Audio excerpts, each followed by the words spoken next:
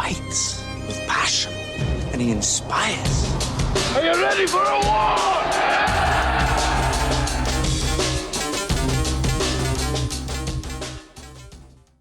All right, welcome back to From 8 Arbitration, the Monday edition.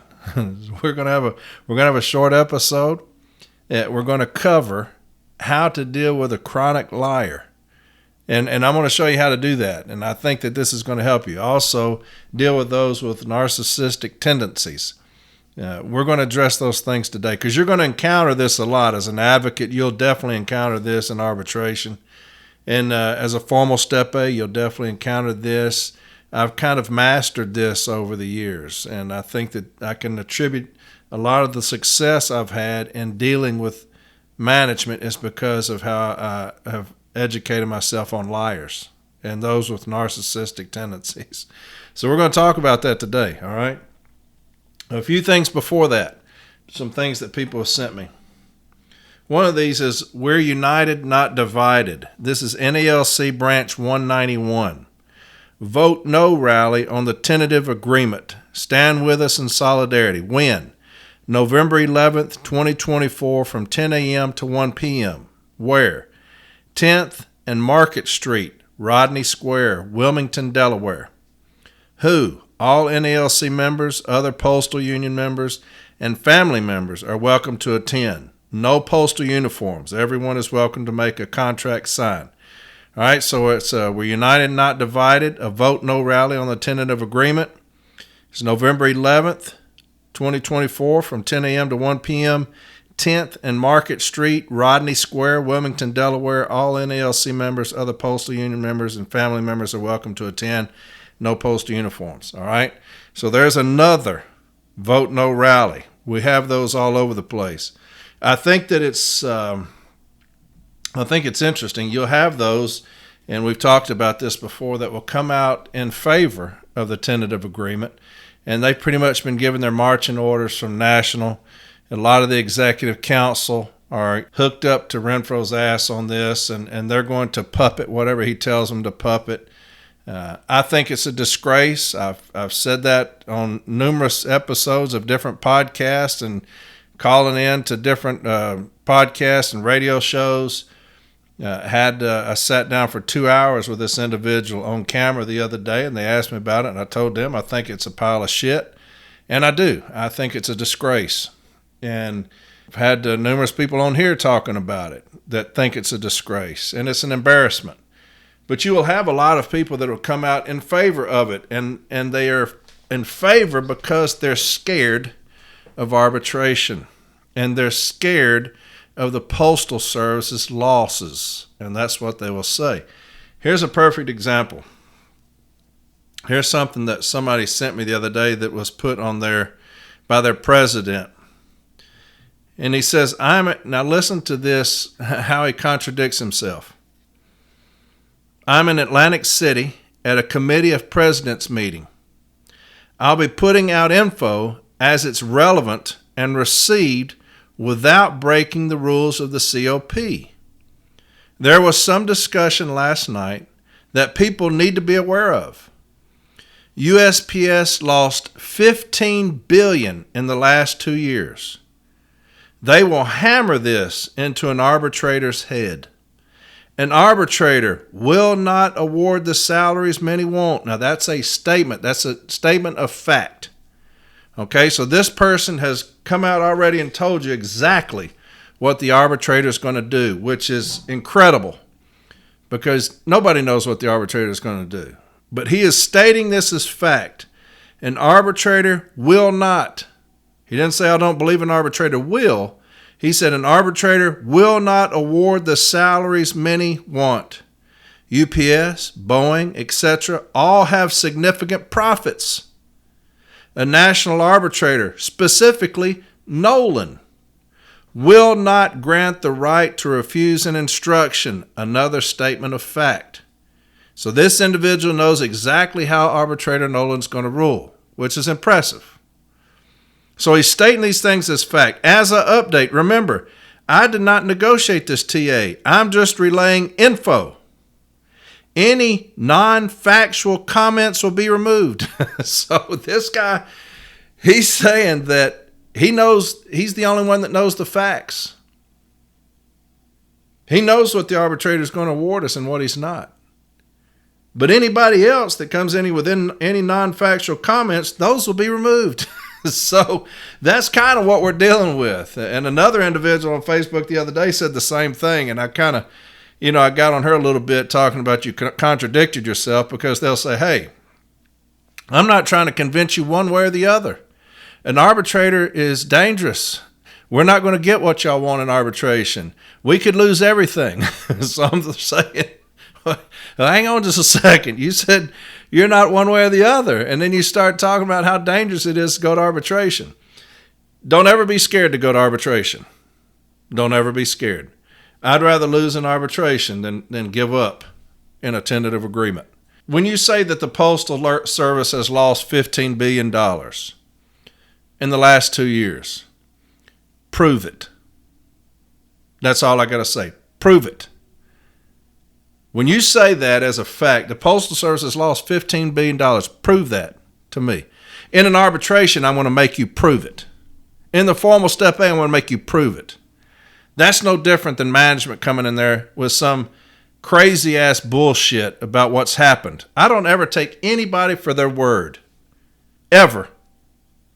And that's part of what we're going to deal with today, talking about liars and those with narcissistic tendencies. If you're going to say it, you're going to prove it.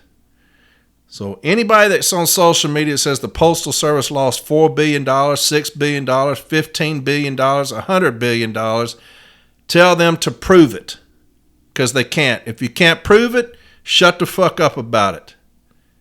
You're not helping. You're just spreading disinformation as far as I'm concerned. Now, if you can prove it, put it out there. But that's what I'm going to make the Postal Service do in arbitration. You think they're going to go in there and they're going to say to the arbitrator, we've lost $15 billion. Oh, shit. Well, hell, I can't give y'all nothing, union. I can't give y'all a 2.5% or 5% increase. What are y'all talking about? They just told me they lost $15 billion. I can't give y'all these exorbitant raises that y'all deserve. They've just told me they've lost $15 billion. They're going to have to lay them fucking books out. And then I'm going to have already gone through those books. And I'm going to say, hang on just a second, Arbitrator Nolan. They're going to come in here and tell you this woe is me story about all this money they've lost. Let's get in these books and show you where it's gone. Well, they can't account for about $6 billion. You know why? That's under the table to Congress or to the Senate. It's a cash cow. You've got more managerial workforce now than you did 20 years ago when we were flourishing with first-class mail and flats. How do we have the same amount, if not more, in the managerial workforce, and they're saying that we have no mail to deliver? All of these things would be brought out. But I would rather fight than give up. And to me, you come with this bullshit of 1.3%, you're giving up. All this other stuff, with this fluff about fixed office time and all those things, those are things that they would have to fight for. I would not concede that. But, I think it's funny where they talk about only facts will be put on here after he's done told all these things just by what he's heard at these damn COPs. Anyway, let's talk about, here's another thing somebody sent me. And this is something that when the CLC gets in there, we'll address these things. We wouldn't be 2 years still addressing it, but somebody sent me this. It just came out today. It says below, this is an email, an internal email. Below is a list of the vital routes that need 1838Cs performed this week. These routes were the biggest offenders on the office variance to 60 minutes last week. So they're still bullying and harassing letter carriers because of a 60-minute office variance, saying that you're going to perform 1838Cs on these carriers. Now, there's Newark, Hilliard, Westerville, Dublin, Reynoldsburg, Delaware, Marion, Marysville, Mount Vernon, Bellefontaine, Granville, Urbana, and there's all these routes. So management has come out with these metrics, and they put it out in the Postal Record or in their area newsletter. And they talk about these metrics, our office time. stationary events. At that time, and I've talked about this before, at that time, wheels should have started turning at national and said, hey, look here. What are these metrics? Do we know? Then let's get on top of this. And let's request these things.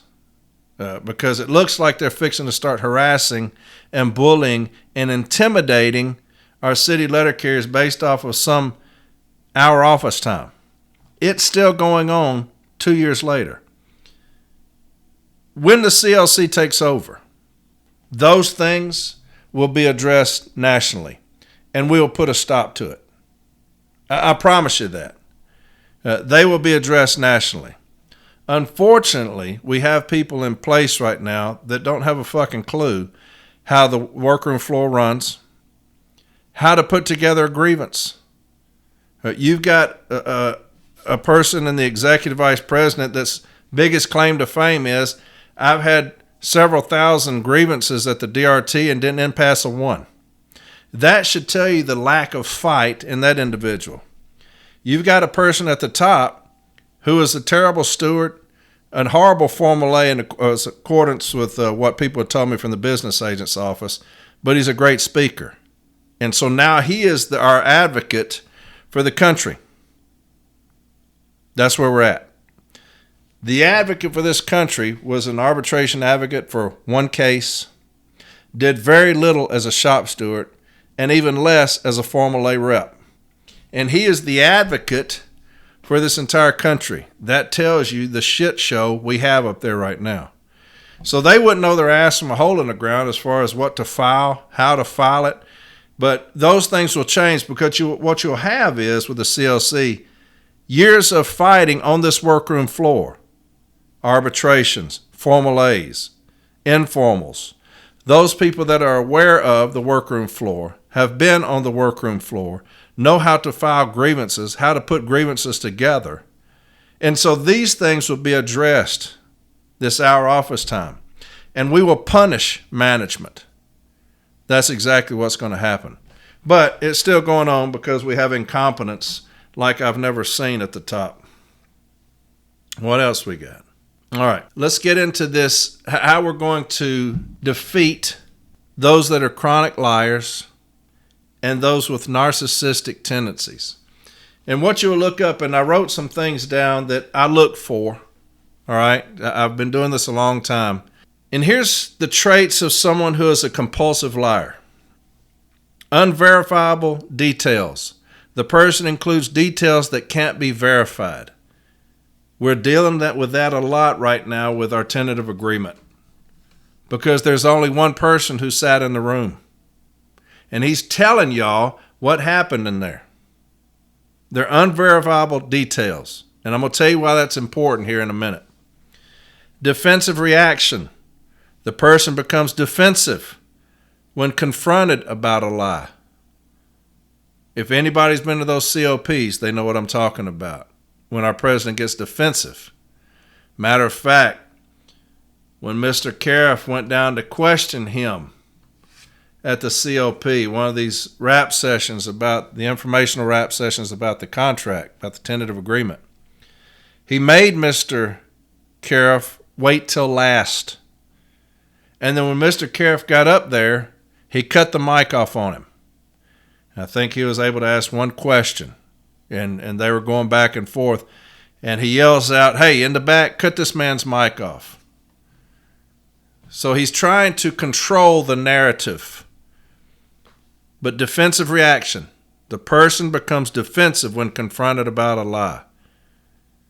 Lack of remorse. The person doesn't seem to feel guilty or remorse for lying.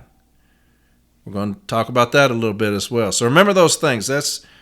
That's dealing with a compulsive liar. Narcissistic tendencies. One of those is lack of empathy. Lack of empathy is another sign of narcissism. This means that the narcissist is unwilling or unable to empathize with the needs, wants, or feelings of other people. This also makes it difficult for them to take responsibility for their own behavior. Remember that. Arrogance. People with narcissistic behavior already see themselves as superior to others. So they may become rude or abusive when they don't receive the treatment they think they deserve. While they hold themselves superior, they may speak or act rudely towards those that they deem are inferior. Remember that. Here's a quote I love about narcissists. When the narcissist family seeks to attack your credibility to protect the narcissist, know that they are enablers. They have been repeatedly manipulated and used by the narcissist.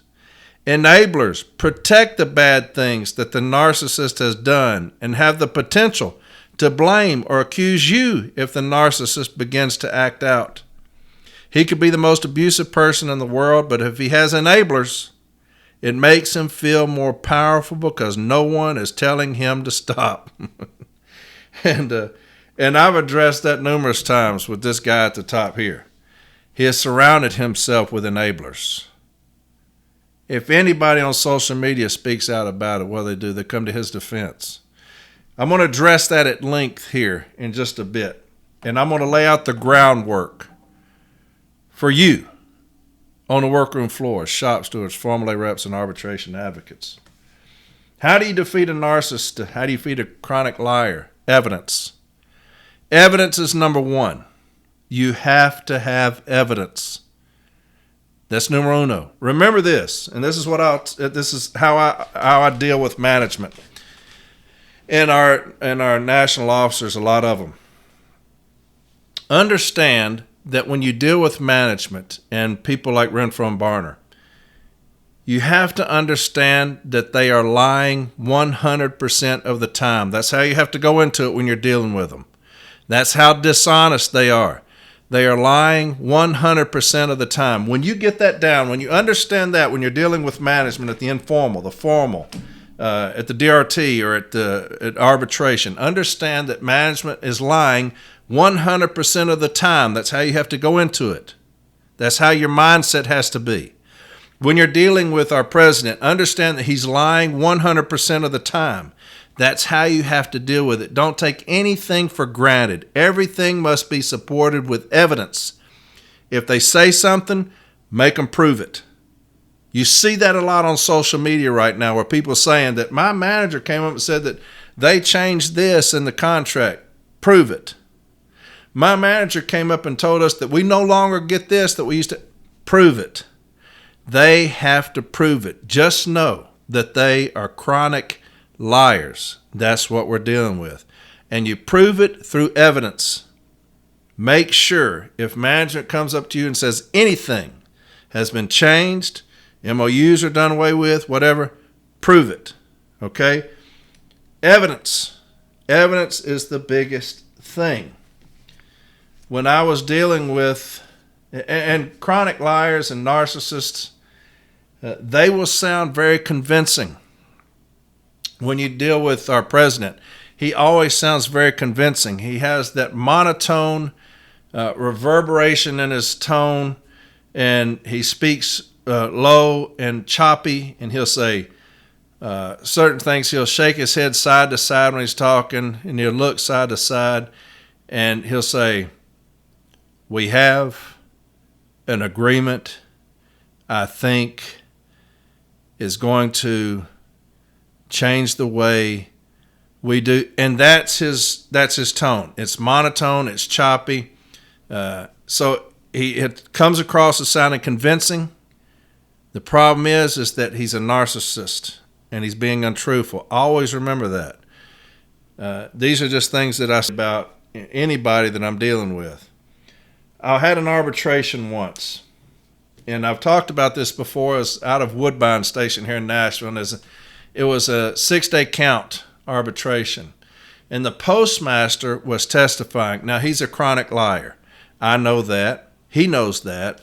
But the arbitrator doesn't know that. He doesn't know this guy from Adam. He just walks in, he just sees him. So he's going to come across as being very convincing, just like when our president goes on these talk shows. He sounds very convincing. They're very good at manipulating the audience that they're talking to. So he comes in there and he's talking and he's testifying. Sounds very convincing. He has his suit on. He's aged. He's probably 60. And he's talking about this 6-day count, and he's making new argument. Okay? I do not object. I want this new argument in there. Okay? Because I'm going to play to his narcissism. I'm going to play to his chronic lying. I want him to lie. And so he's lying in his testimony. He's saying that, the advocate for them says, now, as of today, are the routes 8 hours? The routes are 8 hours. Have you talked with the carriers? All this is new argument.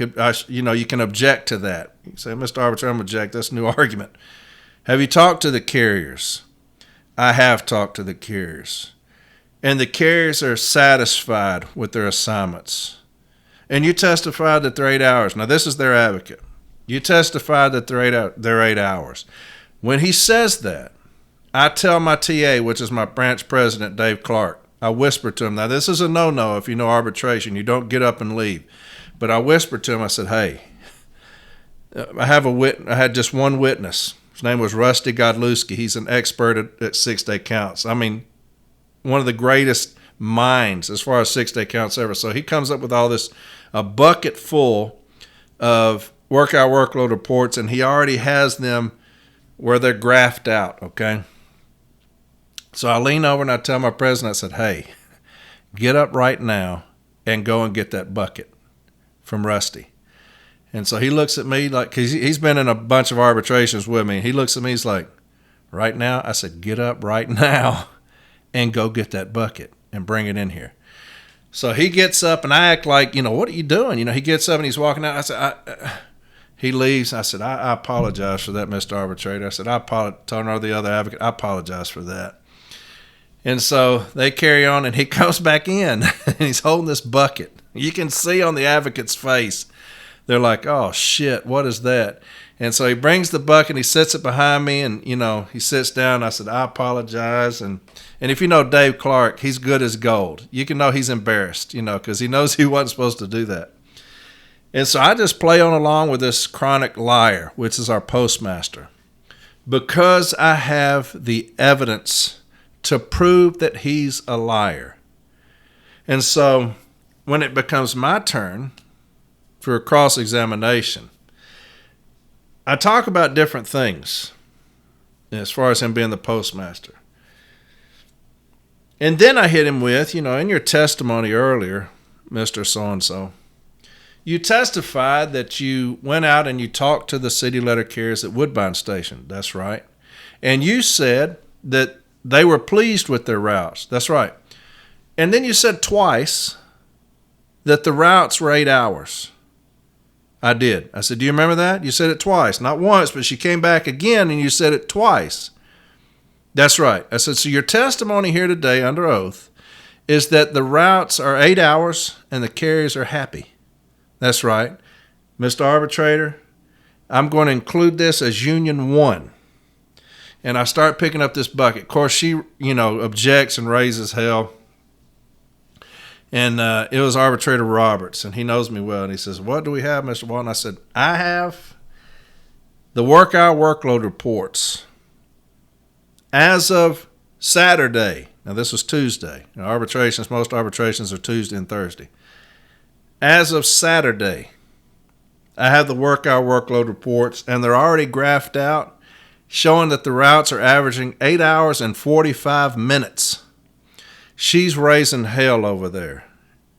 And, this is new evidence. I said, Mr. Arbitrator, I gave this gentleman an opportunity to retract that statement. I asked him, he said it twice. He said, yes, I said it twice. 8 hours. That's right. I said, I'm going to impeach his testimony right here. And the arbitrator obviously allowed it in. We go over these clock rings. It shows that they're 8 hours and 45 minutes. So when you catch somebody lying, they are done.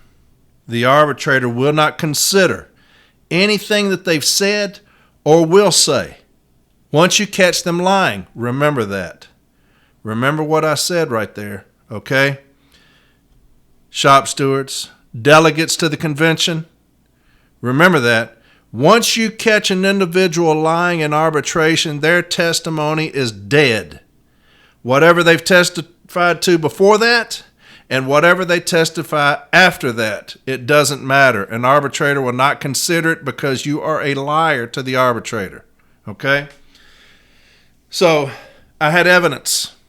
You need evidence. If you're going to confront somebody that's a chronic liar, you have to have evidence that they're lying. And when you confront them, they're going to want to lie. And then you will have the evidence in front of you to prove it, just like that postmaster. They hate being questioned. They hate being questioned about it challenges their intelligence. A chronic liar and a narcissist, they cannot stand being questioned. It insults their intelligence. A lot of management are like that, but the most important ones that are like that, those that are numero uno, besides our president, and I'll get to him later, are postal inspectors. They hate being questioned. 2 reasons. They're liars. They're the biggest liars in the postal service, or the postal inspectors. They're chronic liars. And they're more intelligent than you. They've gone to all this training, and they will get up there and they will tell their accolades for about 15 minutes. I was in the CIA, then I was in the FBI, and then I was at Guantanamo Bay, and then I did 18 years in the military, and I did all this shit. And so I know more than anybody else about investigating. Every single one of them will do that. And it makes them look so credible. But they are chronic liars. They hate to be questioned. It challenges their intelligence. They can never be wrong. Right? So whatever you tell them, they can't be wrong. Even when you show them they're wrong, they can't be wrong. There's no remorse. They have no remorse for what they've done. In arbitration, that's killer. Because you will show that they falsified reports. Y'all heard me in Memphis going after that postal inspector. When I was questioning him about including that about that gentleman's mental state that a family member said, and he put it in as fact. They have no remorse. They hate being challenged. They hate being straight up challenged, and I will straight up challenge a postal inspector or an OIG agent. I will challenge them. They hate being challenged. That's a chronic liar and a narcissist. Y'all remember those things. You need your evidence. They hate being questioned. They hate their intelligence being questioned. They can never be wrong.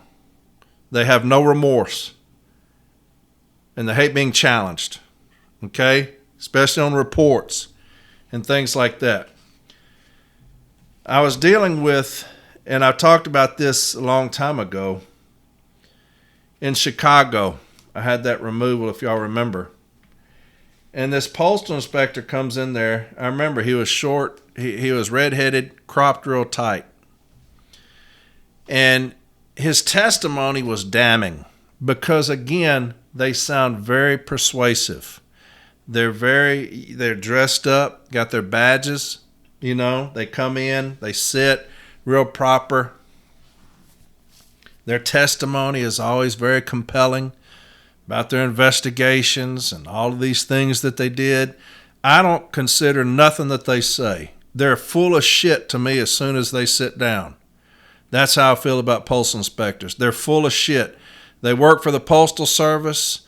They do not give a damn about the Postal Service, the wrongdoing that they do. You can look and see only if they steal from the Postal Service. They can steal from us. Only if they steal from the Postal Service will they get involved, management. Right? Management can steal from us, abuse us, assault us, anything else. They don't care. If it's something they do against the employer, then they'll go after them. So I don't give a fuck about the postal inspectors or the OIG. They're dishonest as the day is long. So anyway, I go in there on this removal of this young man, and this postal inspector's going on and on and on about this young lady, how credible she was, about the times of day that these things happen. And I asked him straight up the first question. I said, did you think that she was more reliable than him when y'all were questioning each one? Oh, yes. So you thought that she was more truthful than Mr. So-and-so sitting here beside me? Yes, I did. And so then if you remember, he had put some Facebook posts in there, and she had said that she had gotten off the bus at a certain time. He had talked to her for so long. Then he goes out and he delivers for another hour or so, comes back, sees the father because he had forgotten a package, and this had been about 4:30, 4:45. And so I'm running him straight down through there, because to them, they're smarter than you, right? You're below them. Hell, I'm just a city letter carrier, that's acting as a shithouse lawyer, right? That's what National calls us, right? Shithouse lawyers, those that rose up against their beloved Renfro, those that brought charges against their beloved Renfro, those that stand up for themselves, those that refuse to be bullied, that refuse to have a union that will not protect them and defend them. Anybody who does that is a shithouse lawyer. So I'm proud to say I have a PhD as a shithouse lawyer. I'll be number one, right? So anyway, they're smarter than us. So they want, when you're going down through this trail, they think that they're supporting their position. I'm going over times with this guy. So this Facebook post is this time. That's right. And you went out there and you talked to her and she got off the bus at this time. Yeah. And so he comes out. So I'm just leading him through a chronological order of his postal inspector's report, knowing that he didn't do his job, knowing that he sat there and lied to this arbitrator, right? So I get the Facebook post. Let's go back to this Facebook post. Why'd you put that in there? Well, it supports my position. How so? Because she gets on Facebook and she says the mailman is creepy AF. Now, I told y'all back then, I had no idea what that meant, AF meant. I asked him, I said, what does AF mean? He said, I don't know. I said, unfortunately, I asked my daughter, and it means as fuck. So the mailman is creepy as fuck. I didn't know that. I said, hell, me neither, man. I didn't know it either. So that's what she says, and according to this, you put it in there, right? Yeah. You looked it up, printed it off. Yeah. She gets off the bus at 3:30. Yep. And you said they talked for about 15 minutes. Yep. That'd be 3:45, right? Yeah. How did she put this Facebook post up at 2:30? And so, I think he said, well, it could be a time change, difference. I said, all right. I said, I'll give you that. If y'all remember, I told the arbitrators, Arbitrator Nixon, I said, Madam Arbitrator, I'm going to give him that. And so she's chuckling. If y'all have ever been in front of her, she's quite jolly. And so she's chuckling at me. I said, I'm going to give him that one, Madam Arbitrator. And I looked at him. I said, that's a good comeback right there. It's probably the time change. So I'm leading him through this shit again, the time thing. And I said, now, according to all this stuff here, your testimony here today, and I asked you earlier, was that he worked till about 4:45, came back with a missed parcel. Right, talked to the dad. Yep. And then went back and clocked out and went home. Yeah.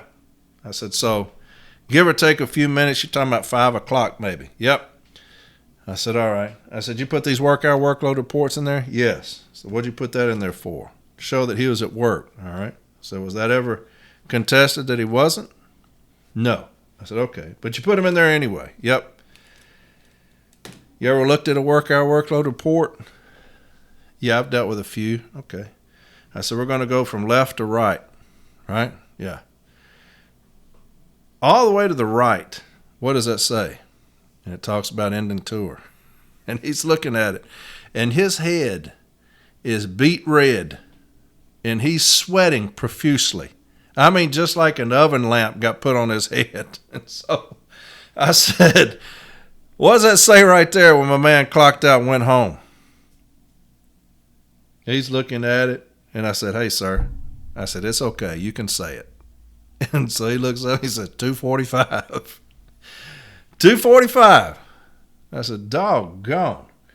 I says, your testimony after your investigation, and you talked earlier when you were being questioned by my friend across the table here, was that you did a thorough investigation, yes, but you didn't see that the controlling document that shows when I leave shows that I was gone at 4:45. How is it possible that this man is still out there delivering and bringing back packages at 4:45? I can't answer that. I said, I'm going to need you to, because this man's livelihood hinges on this. But anyway, so when I tell you evidence, you have got to have evidence, right? They hate to be questioned. They hate to be challenged. Had another arbitration, and I may have talked about this one before under mitigating circumstances with a young lady that had lost her child. And the postal inspectors came when I talked about no remorse. That's one of those things, right? There's no remorse. They don't care about you as a city letter carrier. They have no remorse. They hate being challenged. They can never be wrong. And they hate being questioned because it insults their intelligence. You always need evidence, right? So that's the reason when you get postal inspector's report, you read it from the front to the back, and you do that about 20 times because they're going to be deceitful. They have no remorse for what they do. They will completely fuck you over, lie their asses off on you, and there's no remorse because there's no accountability. But the thing that they hate most is being challenged. They hate being challenged by a simple little shop steward, a city letter carrier that's acting as an advocate. You don't know near what they do, so they hate it. But this young lady had gotten some doctor's notes from a mutual acquaintance. There's a tall guy, if you remember, red-headed, slender. That's, to me, that's a very good detail. Tall, slender, red-headed guy, right? So she'd gotten these doctor's notes, and she was filling them out herself. And she was saying that she was going to this doctor's office at this certain address. So the postal inspectors come and get her. Get her in the car. They're driving her around. They said, now you saying that you're going to these doctor's appointments at this address. And they pull up to this empty lot. And she says, yes. They're saying, this is that address. There's no building. There's no doctor's office. There's nothing. It's just green pasture. And so, of course, she can't answer it because she wasn't telling the truth, right? So they take this guy that she accused. She names him. She accuses this guy. So they go to this guy who is a doctor. And they put down one picture, her picture. Do you know this girl? Never seen her. So they take him at his word. Why? Because we're just city letter carriers, man. We're peasants. We're peasants to them. We're just city letter carriers. So they said, do you know this girl? Never seen her. So in their report, that was a matter of fact. This doctor never seen this girl before. She's guilty. She lied to us. She lied to the postal inspectors when she said that she had gone to this doctor. He never seen her before. So when I'm cross-examining this postal inspector, I run him down through there too. Why? Because they hate being questioned. They can't stand it. They're never wrong. He gets up there and he tells about all of his accolades as well. And so I say, in your report, you took a picture of this young lady. And you asked him if he had seen her before. And he said no, he never had. Yeah. I said, and you took his word for it. Yes. Why? Well, he'd have no reason to lie. I said, he doesn't? I said, you don't think that handing a young lady a stack full of doctor's notes, blank doctor's notes, would be a reason to lie? Well, we don't think he did it.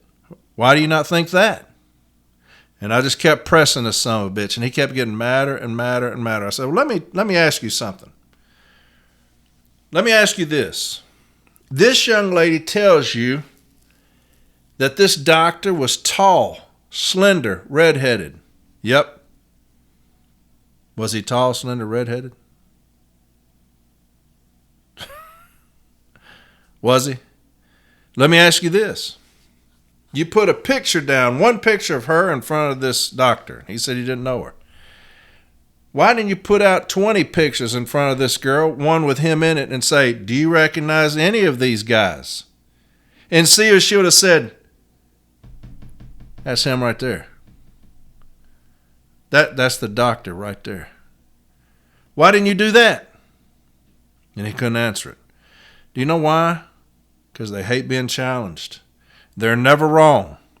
And they show no remorse for what they do. They knew that they saw this doctor and he was spot on for what that girl said, but they left that out of their report. Why? Because they have no remorse. They're chronic liars. That's what they are. Just like in Memphis when I played that one for you. When that postal inspector put in his report something completely unfounded. Why? He's trying to bail the Postal Service out. There's no remorse for what they do. So this young man that killed himself after he killed the manager and supervisor, to them was nothing. He's a peasant. So they're going to take the word of some family member that he's got mental issues. Nothing from a doctor. Nothing from any psychiatrist. Just a verbal statement from a family member that he's schizophrenic or whatever. And they put that in their report as if it's fact. And y'all heard me press them on that. Why would you do that? So much so that I think that they objected to it. But that's what you have to understand when you're dealing with a chronic liar. They hate being challenged. You cannot challenge them because it challenges their intelligence. They have no remorse for what they do, just like all those postal inspectors, what they did to those 3 individuals.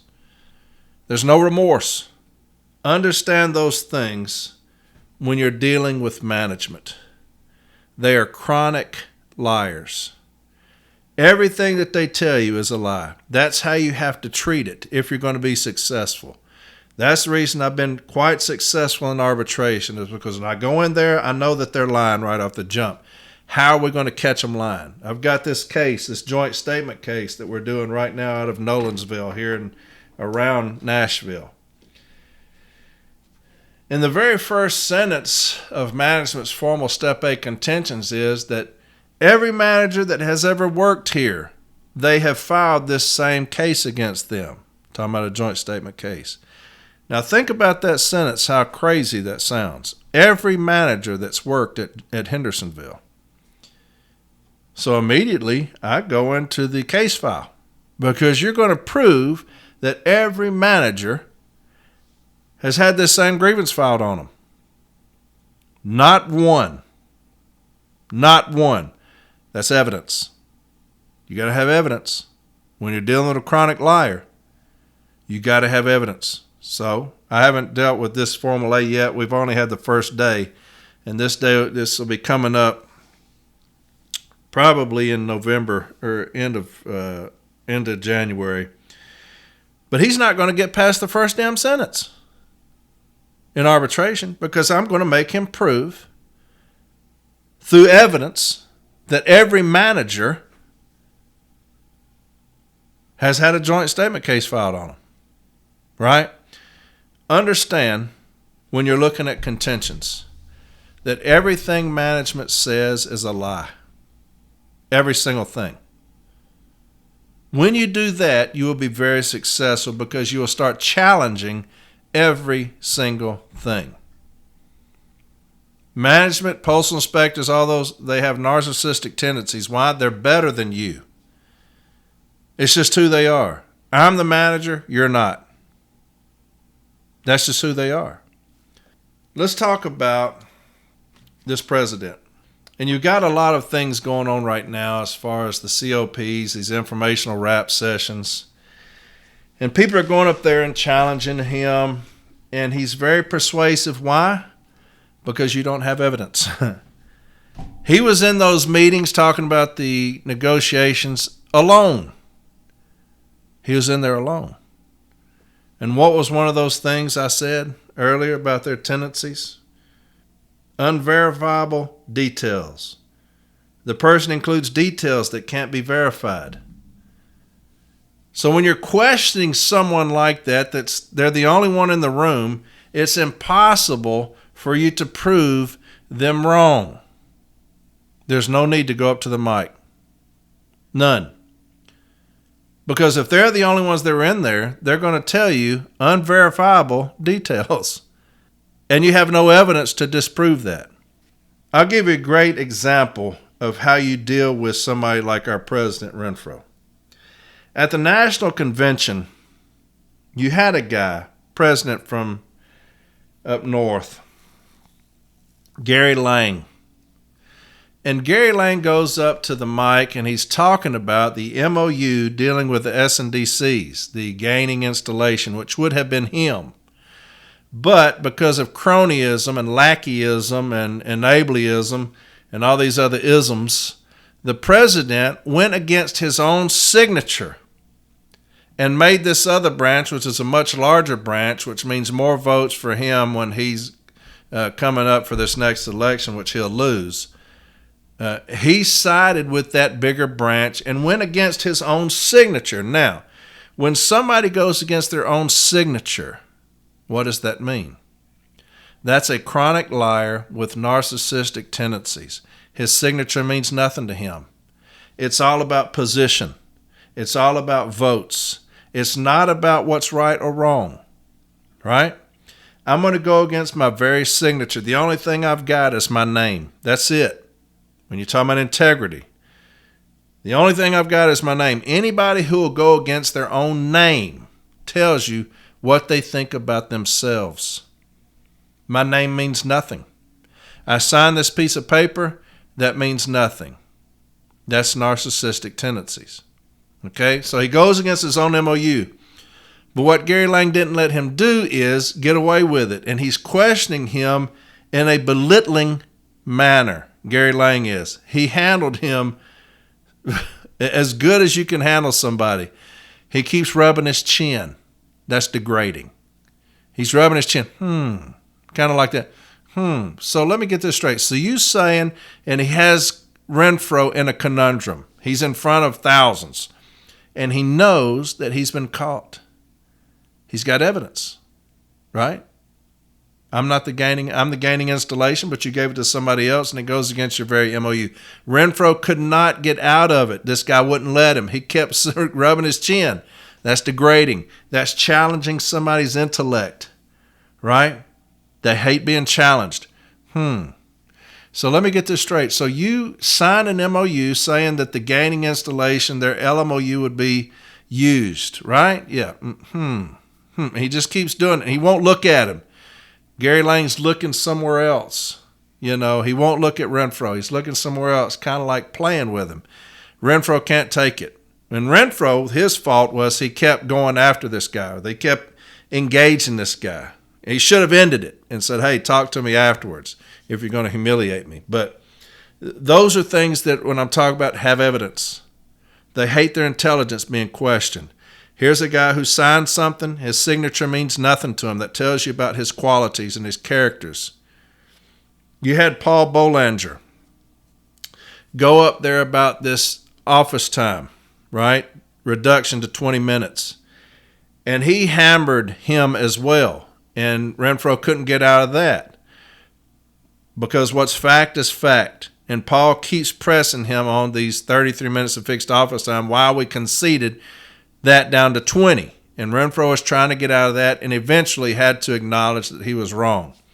That's what they hate. When you're dealing with a chronic liar like our president, here's the thing. And I'll go over several for instances. All right. When you had the Weir report come out against Renfro, Mr. Weir stated numerous times that Renfro was untruthful. Renfro can never be put on an arbitration stand because of his untruthfulness, right? I would never use him as a witness because he refuses to tell the truth. He can't tell the truth. And so this is for those people, all this right here is for those people that plan on going up to the mic when they're dealing with Renfro understanding what you're dealing with, the mentality, okay? Because I've dealt with it thousands of times with the union because they're identical. Renfro's no different than management, postal management. They lie just to lie. It's who they are. It's inherent in them. Remember that Renfro blamed all of his untruthfulness on alcoholism. And those delegates at the convention ate that up. You know, they're clapping for him. I was an alcoholic. I'm recovered. I'm sober, which is great. Don't get me wrong. It's a beast. I've dealt with alcoholism a lot. But that was his thing. I was untruthful during this entire period of time because I'm an alcoholic. And that excused me from that, for any kind of penalty. I was an alcoholic. All right? So the delegates, they say, we're going to excuse you from that. The Weir report, he was sober. Okay? So you're dealing with somebody who's still untruthful in the Weir report. He won't tell the truth. And Weir calls him out on it. Several times, he was not being truthful. He was not being truthful. When you're dealing with my friend Susie Miller that I talked about yesterday, when he called her a bitch, he wasn't truthful. Weir stated that in his report. He wasn't truthful. Here's another thing. He's never apologized to Susie for calling her a bitch. There's no remorse. Now, what was one of those things I said up here? You have to have evidence. Weir did, found him guilty of that. They hate being questioned. It questions their intelligence. They can never be wrong. There's no remorse, right? They hate being challenged. So he's never apologized to Susie Miller for calling her a bitch. Why? Because he's never wrong. He has no remorse, right? If he apologizes, it means what? I'm wrong. I was wrong. He can't be wrong. Why? Because he's a narcissist. He's a narcissist. He can't be wrong. Talking about the DUI that came out all these years later. And people are like, why is that being brought up now? Because nobody knew. It wasn't found out until they started investigating certain things that there was a DUI. Goes through all of that. And what does he state when Mr. Weir talks to him? I wasn't intoxicated. I don't agree with the penalty that they gave me with taking my license. I don't agree with that. Why? There's no remorse. Hates being challenged. A chronic liar does not like being challenged. But lies to Weir. I wasn't intoxicated. Still standing by that. Why? There's no remorse. No remorse. He never came forward and said, I was drunk. And I apologize for all of that. You had an out. Just say, hell, I lied because I was intoxicated. But again, he lied to Weir. I wasn't intoxicated. When you talk about the convention and the charges, right? And here's one of the biggest things. And somebody sent me this the other day. And this person was challenged about the charges, how they voted. And this person says, I voted to uphold the decision of the executive board. The appealing party did not put together a good case, and it was impossible to overturn. Now, they're saying they sided with Renfro because the appealing party did not put together a good case, and it was impossible to overturn, right? Here's the problem with that. And again, this is just telling you who we're dealing with when you go up to the mic. In this convention, Brother Chris Jackson was challenging him on spreading false rumors about Brother Henry, okay, that were later reported to be untrue, okay? It was two of Renfro's work partners that brought those charges, that brought those accusations up against Mr. Henry. But Mr. Jackson's talking about it, if you remember, and he says that it was a violation of the sexual harassment policy. Y'all remember that? The sexual harassment policy. And he said that there's a chain of command. and that he violated that when he went to 7 or 8 different people. Now, the only reason you'd go to 7 or 8 different people is if you're trying to spread a rumor. If you go to the first person that you highly respect, which would be Mr. Rolando, and he tells you, you need to take that to this attorney. Whoever handles those things, you got to take it to him. That's policy. Okay? When you go to the second person, you're no longer trying to seek wise counsel. You're trying to spread some shit. When you go to the third person, you're trying to spread shit. When you're going to the fourth person, you're no longer trying to seek counsel. You're trying to spread shit. When you go to the fifth person, you're no longer trying to seek wise counsel. You're trying to spread shit. Make sure that it's spread. When you go to the sixth person, you're no longer trying to seek wise counsel. You're trying to spread false rumors and attack somebody's credibility and their integrity and their family. When you go to the eighth person, you're no longer trying to seek wise counsel. You're intentionally trying to harm. Right? And that's exactly what happened. And so Mr. Jackson says, you violated this policy. It's the policy that we have at NELC headquarters on sexual harassment, what you do. Renfro comes back and he says what? That was not in the case file. So I objected to that being put in at this hearing with a committee of 3, right?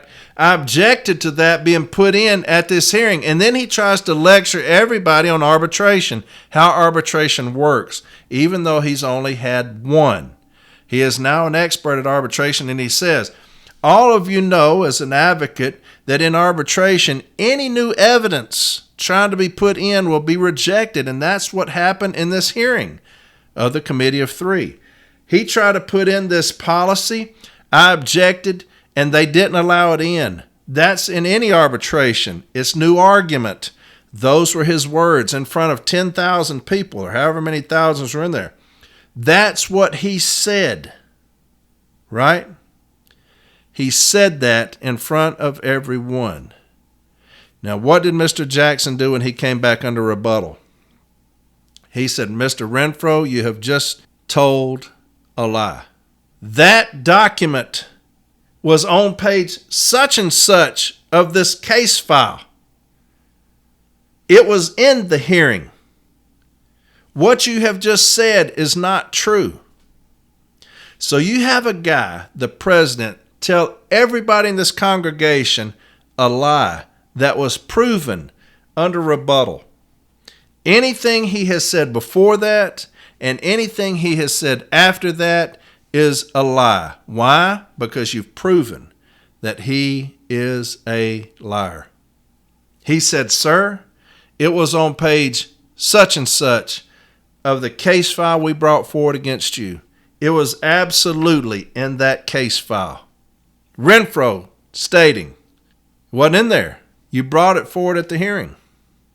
So here's a guy that will lie to an entire delegation, and they let him get away with it. They didn't even consider it. You had this guy state this. I voted to uphold the decision of the executive board. The appealing party did not put together a good case, and it was impossible to overturn. An arbitrator would have found Renfro guilty. On the spot, would have found him guilty. Why? Because he was caught lying. That's the reason he could never, ever be put on a stand, because he refuses to tell the truth. You got to have evidence. Mr. Jackson did. Told him a page number, exactly where it was at. You got to understand they hate being challenged. Here's a guy that got up there and said, it's due to my alcoholism that I've been so untruthful. He was sober at the convention, was still untruthful. He was sober in Mr. Weir's report, still untrue, right? When you look at these numbers that he presented for the TA, he was untruthful there. They included things they shouldn't have, trying to make it look like we were getting more than we were. He was untruthful there in front of an entire country when he said, these are the raises that you're going to be getting. And we're not. He was untruthful. When you look at Mr. Henry, and Renfro said, I was available to meet on this date, but he wouldn't meet with me or couldn't meet with me. If y'all remember, it's like on a Wednesday. He said, I was available to meet, but he had to fly out, and so we couldn't meet. That's not what the report said. The Weir report said what? That Mr. Henry had to fly out, but he told Renfro, I can meet you at 7 in the morning before I fly out, because I want to meet with you about you putting these allegations against me, these accusations. We need to meet. I got to clear my name. And Renfro refused to meet with him, and then lied to the delegation there saying, well, he had to fly out that day. We're going to meet, but he had to fly out. It's not true. He told him he could meet with him at 7 in the morning. That's in the Weir report. So Renfro was dishonest again. Here's another dishonest thing he said, and he tried to use that melatonin kind of, but I'm sure that after the convention that me and Mr. Henry will get together, and I'll make time and get together with him, and then we will discuss that. As of today, he's still not talked with Mr. Henry, and he's still not apologized for what he did. Lack of remorse, right? Lack of remorse. Got to have evidence. I've got evidence because you said it in front of an entire delegation. They hate being questioned. Here's an email, and one of the biggest things that he was talking about was when the executive council met on that Saturday, and he brought forward the tentative agreement, portions of it. And he's saying that the council didn't object to it, didn't have any questions about it. So therefore, basically they were in agreement because they didn't have any questions about it. Now remember, the things, they were just now seeing the tentative agreement, what he had come into an agreement with. The numbers that they were seeing were falsified, right? That's what the executive council was seeing. They're falsified. Now, you had a young lady at one of those rap sessions, the COP, get up there and try to defend it. I think she was a trustee at headquarters, saying that, hey, we all saw it. Nobody asked questions about it. They had an opportunity to do so. We all participated, and he took it forward. Now, here's the thing about that. Initially, business agents and all them they're designated to certain portions of the contract, and they will kind of game plan on that. Renfro did this all by himself after that. Every bit of the negotiation after he fired Rolando from it and Yates and all them, every bit of it was him and him alone. Nobody knew what was in it, even being talked about because of this secret bargaining that he has. He didn't allow anybody to participate, didn't seek counsel from anybody. And so nobody knew what was in this tentative agreement. They had no idea, other than Renfro was saying it was going to be historic. So when he comes into this meeting, it's the first time anybody's seeing it. Everybody's looking at it for the first time. He's falsified these numbers to make it look like that we're getting much more than we were. So when you're looking at a 30% raise, probably everybody's saying that's not bad. Then, after that, he starts showing up at these COPs, showing these same numbers. Initially, nobody's questioning that because they're all in agreement. That looks pretty good. Until after that, people start looking and they start dissecting these numbers. And they realize that he has falsified the projections, how much you're supposed to be making. And he's included things he didn't bargain for, step increases, COLAs. He didn't do anything with that. Projected COLAs, which is idiotic. What we think you might make, we're going to put that in on your raise as well. And so now people are seeing, hey, what you initially showed us is not right. We have questions about it. Here's the email he sent out to the Executive Council. Executive Council members, these informational wrap sessions are to provide information to branch leaders and to answer their questions about the terms of the tentative agreement and the process. This is not a forum for political statements, campaigns for or against the ratification of the TA, or any topic besides providing information to the members that attend. The members of the council had ample opportunity to ask questions during the council meeting in October 19th and may reach out to me or to Paul with any questions at any time, him and his lackey. Do not go to the mics on the floor during the remaining 3 wrap sessions. Council members should remain seated on stage during these rap sessions. If you need to leave your seat or stand for any reason, walk off the stage and stand in a location that isn't distracting to those in attendance, such as in the back of the room. Thanks, Brian Renfro. So, here's a motherfucker that thinks that he's going to treat the executive council like kindergartners. You'll stay in your seat. If you get up, you'll go to the back. You're not going to question me. You're not going to go to the mic. Now, you had ample opportunity to address things. You had ample opportunity to address my lies when we met on the 19th, even though they had no idea what he was putting in front of them was a lie. But that's how he thinks. That's a narcissist, right? You are below them. You're going to sit where I tell you to sit. You're not going to say a word. If you get up, go to the back. I would have told him, go fuck yourself. You're not going to treat me like a fucking kindergartner. But that's bizarre. And the fact that these people just sat there and took that shit, and I think Cariff wrote back and told him to go to hell. But the fact that people just sat there and took that, you know what I'm saying? Isn't that bizarre? I'm going to read this thing to you one more time. Let me read this thing to you one more time. It's a quote that I love, and I just read it. When the narcissist family seeks to attack your credibility to protect the narcissist, know that they are enablers. They have been repeatedly manipulated and used by the narcissist. Enablers protect the bad things that the narcissist has done and have the potential to blame or accuse you if the narcissist begins to act out.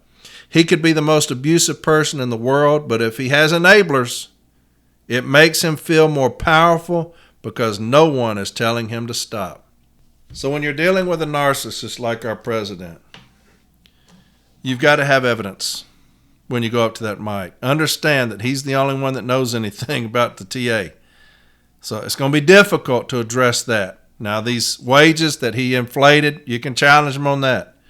The standards, you can challenge him on that. The language on Article 8, you can challenge him on that. You got to have evidence.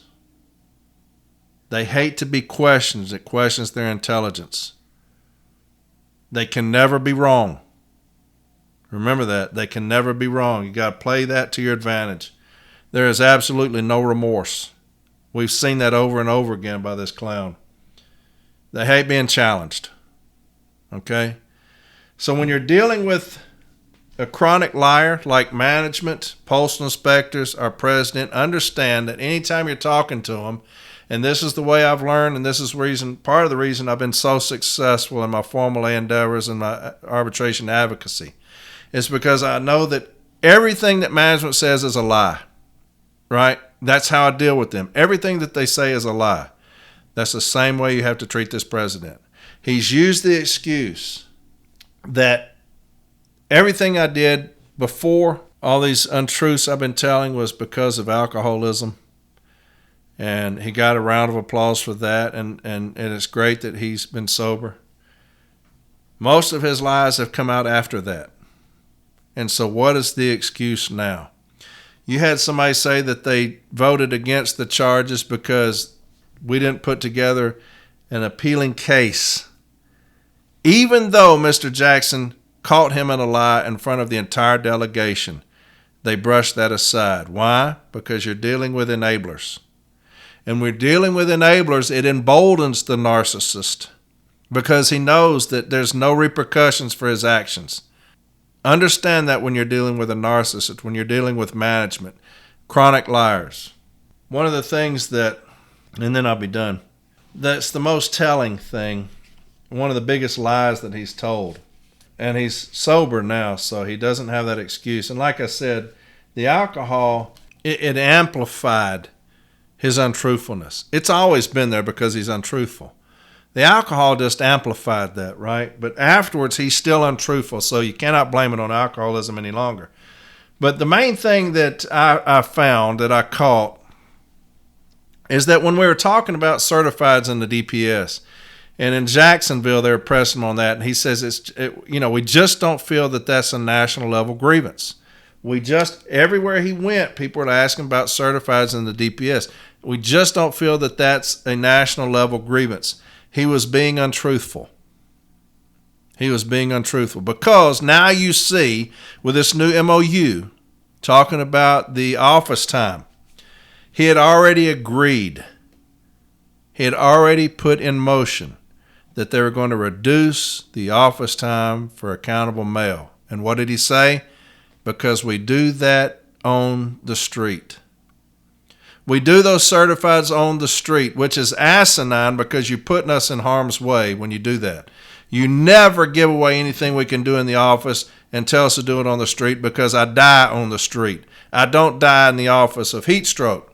So when you say, just take your time and do it on the street, that tells you somebody that's never been on this floor long enough to understand we die on the street, just like our brother Mr. Gates. So you got a fool making decisions for us saying it's just not a national level grievance.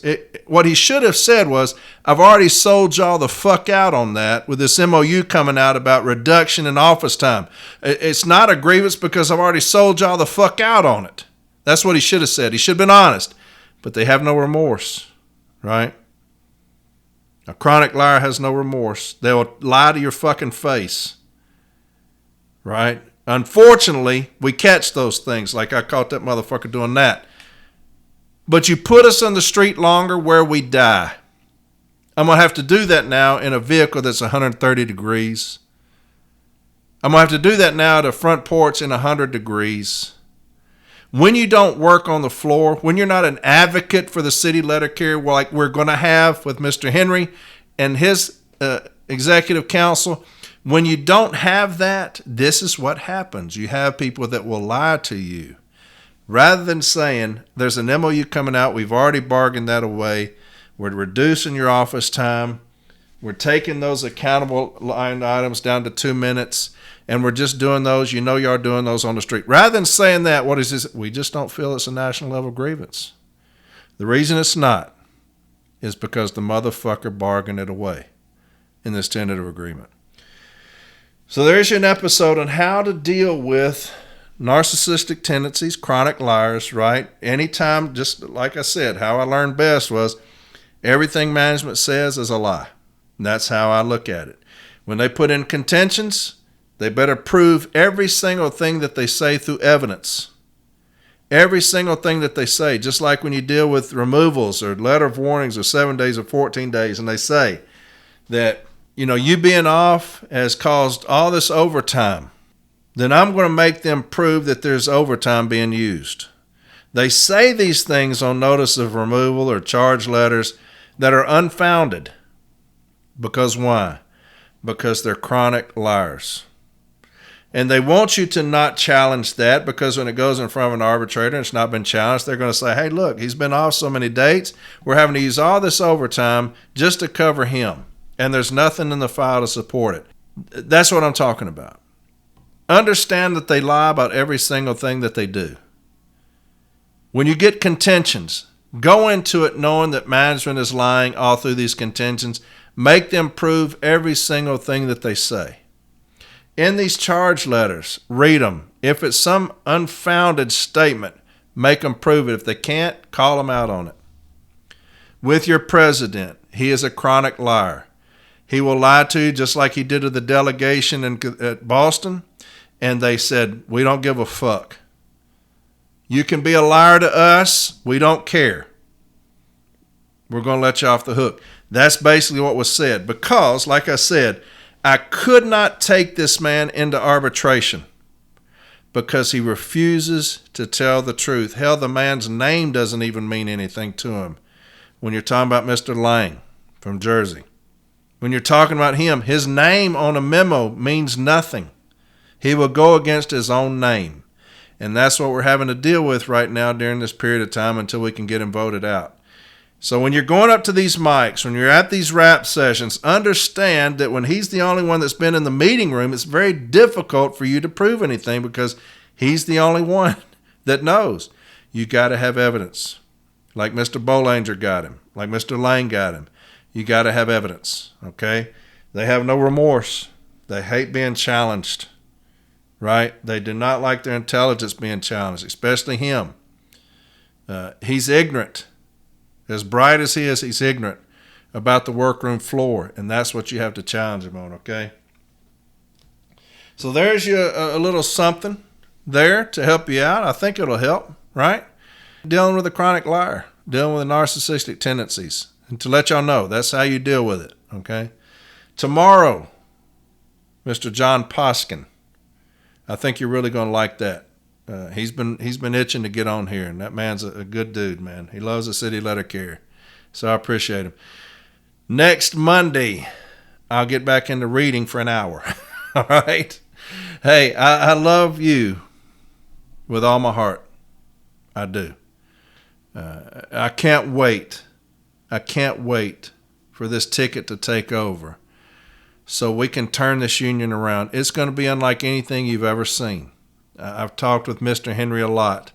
The things he's fixing to put in place for the city letter carrier will put us back on track to be first again, right? He will not stop until that happens. And I'm crazy about it. That's who I am, man. I'm wanting to go 100 miles an hour into these motherfuckers, man, in management. I'm wanting to kick ass all the time. And that's just how I've been. Listening to him, his game plan, how he's going to put things into effect, I can't wait. I cannot wait. The city letter carrier will be put first again, and I cannot wait for y'all to see it. He'll tell you about the ticket later on, where he's at, and then he'll tell you about his game plan. And when he tells you, you're going to be just like me. I'm a hellraiser, man. I'm a fucking hellraiser. Always have been. And so, hey, I'm ready. I'm ready. All right? I'm not going anywhere. I'm going to do this 7 more years. 7 more years I'm doing this podcast. When I get into the position I'm going to be in, every week I'm going to do a Zoom meeting and tell you who I've been talking to, what's coming down the pike, what you need to look out for. Every week I'm going to do a Zoom meeting for whoever wants to attend. I'm going to do a podcast still every week and tell you who I've been talking to, things that are coming down the pike. We're going to be transparent as fuck. All right? That's how we're going to be. We're going to be transparent as hell in this new NALC. All this behind closed doors secret bullshit is gone. It's gone. I'm going to tell you everything that I do every fucking week. All right? That's just how it's going to be, man. Or else I ain't going to have nothing to do with it. I'm going to be transparent to the city letter carrier because that's what I am. And that's what I want as a city letter carrier. And so I love you. I do. And I'm going to fight like fuck for you, man. I'm going to fight like hell. Okay? I'll talk to y'all next week. Tomorrow, John Poskin. Next Monday, reading to you for another hour. 6-day count. All right? I'll talk to y'all later. Have a great week. Bye.